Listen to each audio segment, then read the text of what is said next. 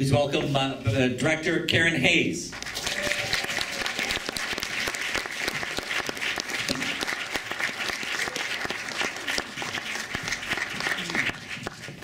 Hi, everyone. I would first want to say thank you so much to Thom and Raphael at Stranger Than Fiction for having us here, and to IFC Center for having the film.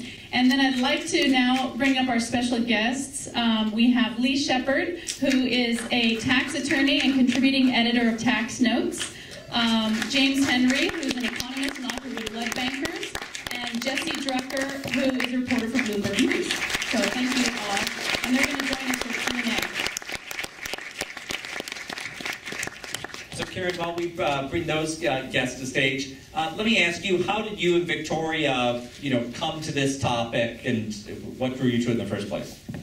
We came to this topic knowing nothing about it, for one. I had not looked into corporate taxes throughout my life. And our executive producer, Charles Davidson, he had been following the issue with a passion and was very interested in how offshore tax havens affected the global economy. So he approached Vicki and asked her to write a book, and then she said, well, let's do a film. We can do that much more quickly and reach more people, perhaps. And so he said, okay, I've never done a film before, so he said, go ahead. And that's how we started. So, Lee, let me put a question to you. What does it mean to have a film like this that that brings all these disparate elements together?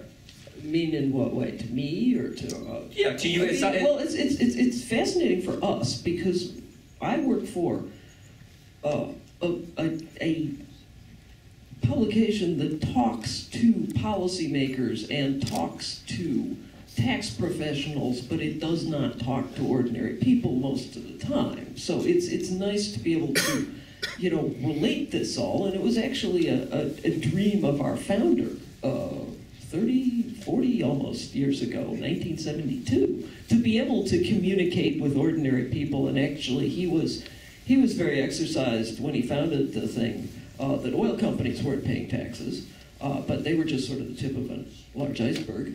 It was always his dream to be able to communicate this to ordinary people, but it is hard. I mean, what this film does is it really boils down a lot of difficult concepts into nice graphics and, nice shooting and, an understandable, interesting format. Gentlemen, let me put the same question to two of you. Where do you think this issue is at in an election year? Is it going to make the radar of this election or not? Well, it's interesting. We've just a month ago, Obama announced that he was seeking more corporate tax cuts. And we've had the Republicans, of course, proposing the zero cuts that we saw discussed in the film. 2 weeks after Obama announced his plan, the UK decided to announce another corporate tax cut. And Japan just announced a tax cut that was substantial. So this is turning into kind of a global arms race. And it doesn't really benefit anyone because we're headed toward this end state where the state basically has to rely on taxes on labor and taxes on sales and unavoidable taxes. And the corporate elite and the shareholders are able to avoid these taxes using offshore devices and lots of other devices. That's not the kind of society we really want to end up with. So I'm happy that this film has been made because it's hard to talk about taxes. You'd rather watch paint dry. People's eyes glaze over. And it was the incredible connection that we made with the U.S. Uncut people that allows this issue, which is really fundamental to the future of our democracy and the battle for the state, for the government that's now going on. And people who see the film, I think, their eyes are opening up and they're seeing this is not just boring, it's really central to the issue. I'm not really sure if this is an issue that's ready to take off in terms of the general public being aware of it or being part of the campaign, but I do think, the parallel to the Occupy Wall Street movement, to me, is extremely interesting. I mean, James actually summed this up very well near the end of the film. I mean, I think probably a lot of people in this room are like me and fairly cynical about the ability of the public to be able to affect the political debate. And, you know, as someone who's written a little, not a lot, but a little over the years about income inequality, you know, this was an issue that until 6 or 8 months ago, you were hard-pressed to read much about that issue outside of, you know, the pages of Pravda, maybe, right? And what the Occupy Wall Street movement has shown is that, you know, when lots of people take to the streets for long periods of time, it really can make a difference. And, you know, it's not clear to me what's going to happen 6 months from now in terms of actual policy around income inequality, but it is part of the debate now every single day in a way that it's not just that it wasn't this much of a part of the debate before, it wasn't part of the debate at all, and now it's a huge part of the debate. So, you know, it is an interesting lesson that shows that if there is some, I think, kind of popular awareness of some of these issues, and there is some actual, you know, mass protest, that there actually could be a chance that it could be part of some actual policy discussions. Let's go to the audience for some questions. Yes, hand up there. ACT UP is having its 25th anniversary in a couple of weeks, and they have a direct action in Wall Street around the transaction tax. Could you talk a little bit, I didn't hear it in the film, but could you talk a little bit about what that is, and is that a way to go? That is a thing we need to do for a variety of reasons. I hate to say for policy reasons, but the Europeans are doing it now. They've got a European Union plan, and France is going to introduce one. There are little financial transaction taxes around the world. Oddly enough, some of them are in the countries that are regarded as very friendly to securities trading, like Britain, like Singapore, like Hong Kong. And what it is it's a teensy-weensy tax every time somebody trades a security. And it is collected at the clearinghouse level. I'm completely for it. I've written articles advocating it. I'm going to advocate it some more. But yeah, it collects. It's a very efficient way to collect revenue, because you just clip it off at the clearinghouse when you do the transaction. But the other thing is, it would, without getting into hairy detail here, it would discourage a lot of disturbing practices that are going on in the securities markets, like high-frequency trading, because it basically raises the cost of trading by a little bit. But it's a thing that you can adopt it pretty quickly, and we even have one here. We have a little teeny-weeny one that funds the SEC. So it's something that's a very doable thing, and, you know, for revenue and for reasons of fixing some things that are going on in the financial markets that are not productive, it's a very good idea. Does it take care of, you know, deficit type problems? You know, can you pay for, you know, occupying Afghanistan or something with it? No, not unless you go higher on it. But you can get quite a bit of money on it. But, you know, if you want to take care of the deficit right now, you repeal the Bush tax cuts. I mean, a lot of the deficit is attributable to that. One word about it's a so-called Tobin tax, and I'm not going to regale you with a lecture on financial economics, but basically it's known as the Robin Hood tax. And you know, the people that are opposed to it are the big banks. And the top 6 banks in the United States control about 85% of international currency markets, including those in the UK and abroad. And so when Europe started talking about introducing this thing, it's a perfect example of the politics of this. Geithner, who's the Secretary of the Treasury, Obama's Secretary of the Treasury, flew all around Europe lobbying against this tax. And the worst thing in the world would be to have one country or 2 countries, or you know, the Europeans go off on their own and try to adopt this tax alone. You know, the United States is the big market. So it's very important for us to get on the notion of, there are a lot of things we could do with the tax system that require global cooperation. But these corporations are the only ones that are really effectively organized across borders. And that's what one issue that we have to address. Well, I was just going to sort of echo one thing that Lee said. I mean, there's a lot of very complicated things that probably need to be done, but then there are simple things like letting the Bush tax cuts expire, which would obviously raise a lot of revenue. And I think one thing, just what James said, that echo this, you know, one of the really difficult things in this area is it's an area that's of tremendous public interest. But, you know, if you look at a lot of other public interest areas like the environment or poverty or reproductive rights, there are, you know, with kind of varying degrees of funding, you know, fairly well-organized public interest groups and lobbies in Washington and around the country that are on the public interest side of those issues.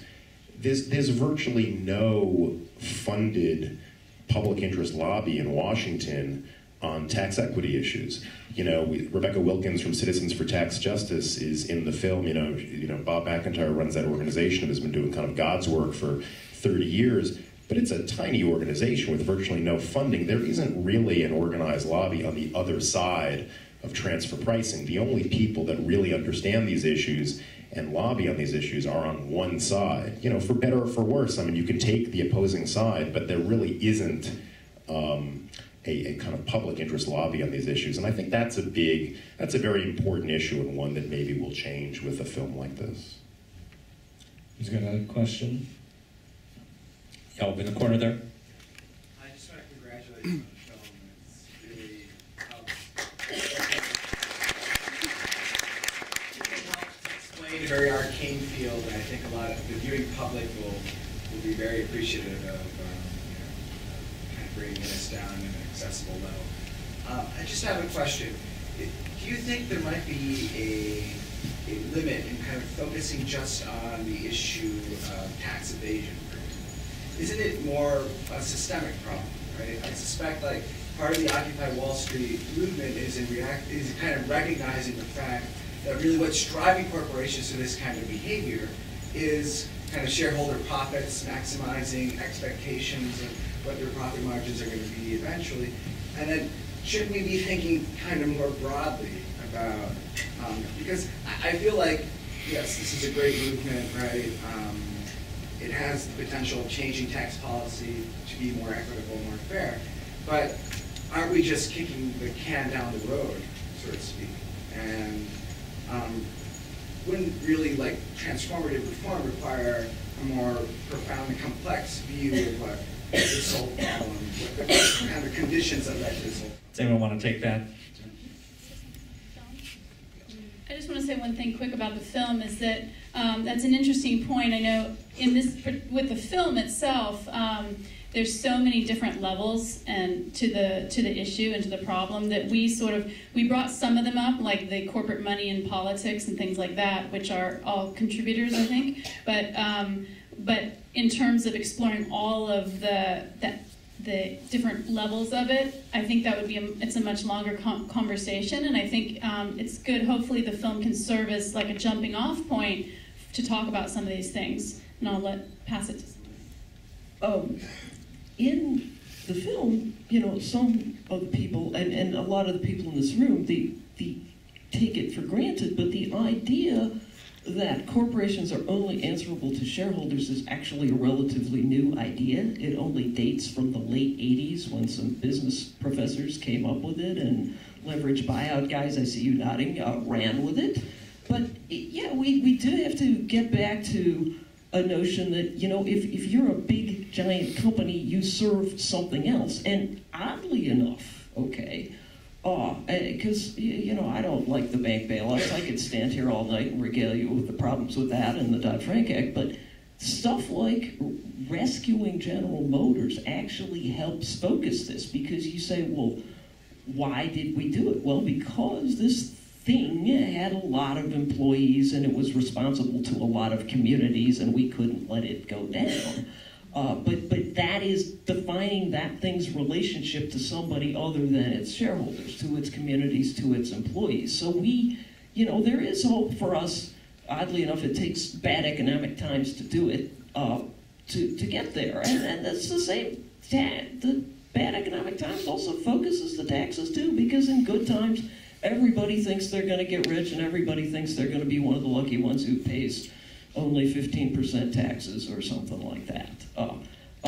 And then further to what, why tax and why not, bank regulation, which is even harder to explain with good graphics.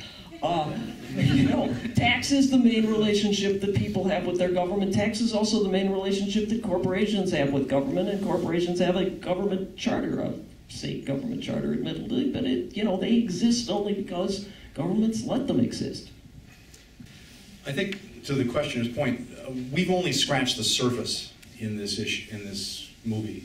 The more you know about the tax system and tax injustice. I mean, we didn't talk about how there's $25 trillion of private untaxed capital offshore that belongs to individuals.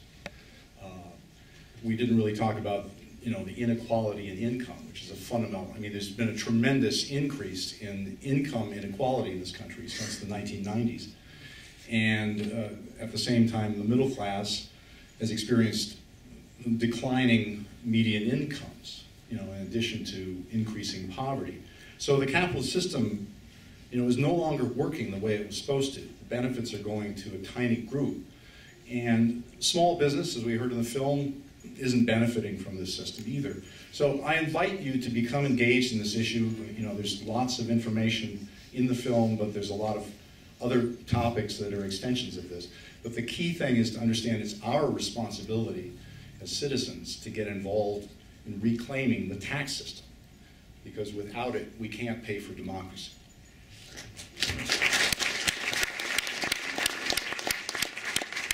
And the final thing is the film is going to be taking we're going to be having a 12-city tour this summer. There's organizations called Progressive Congress, which has partnered up with the film to help get it out across the country in lots of different cities. So if you go to our website, we'renotbrokemovie.com, you can sign up for more information or tell people about it if it's coming to their area, if you want to tell anyone. So thank you.